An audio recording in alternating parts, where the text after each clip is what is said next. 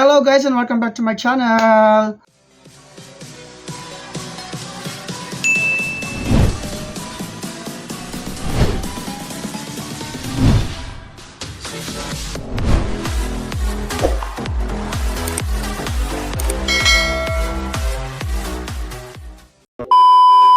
For today's video, meron na naman tayong i-review yung product dahil nga nag-trending din yung product na una kong ni-review about sa ating nasal inhaler. Umorder tayo ulit ng inhaler, guys. So, check natin. Dalawang flavor po yung in-order ko. Na-order ko lang siya ng 255 kasama na po ang shipping fee. Last time, ang aking in-order ay parang normal lang na inhaler. This time sa TikTok shop ako umorder. So ito yung box niya, guys. Isang guava flavor at saka isang mango flavor. Marami kasi nagtatanong kung talagang nakakatanggal daw ba ng pagyoyosi. Hindi ko ma-assure kasi guys hindi naman tayo health expert Yung unang inhaler ko, hindi ko naman siya laging ginagamit. Yung mga meron lang ako nararamdaman like sakit ulo ko or parang feeling ko may sinusitis ako na parang may sipon ako. Ganun ko lang siya ginagamit. Hindi ko siya yung daily. Hindi ko rin ma-assure sa inyo kung ano yung magiging effect niya pag daily mo siyang ginagamit.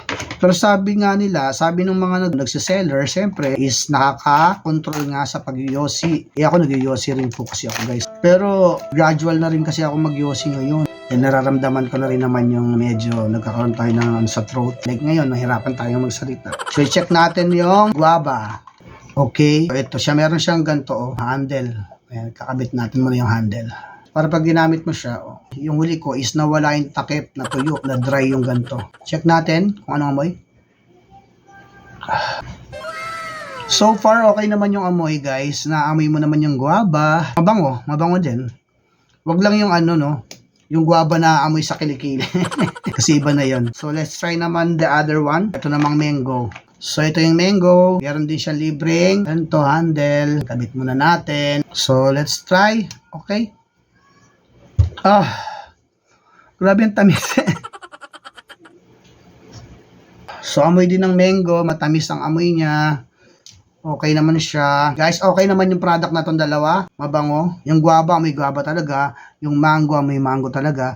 Alangan namang mag-amoy, apple, mango nga siya. Or guava. Kung yung nakaraan po ay in-order ko ay mint flavor, so malamig lang talaga siya. Ito naman is may flavor talaga. So, for me, it's okay lang din naman to. Lagi lang natin tatandaan na wag lang natin na i-overuse yung mga gantong bagay. Baka mamaya kasi hindi naman natin hiyang yung gantong product, in-overuse mo pa. So mag-cause lang ng hindi maganda sa health natin. Hindi tayo expert doon pero naniniwala ako na ang lahat ng bagay ay pag na-overuse natin ay nagkakaroon ng side effects sa atin. So that's it for today's video. Magpapaalam na ako. Maraming salamat po sa lahat ng mga subscriber at patuloy na sumusuporta. Kaya naman hanggang dito na lang. Hanggang sa muli. Paalam!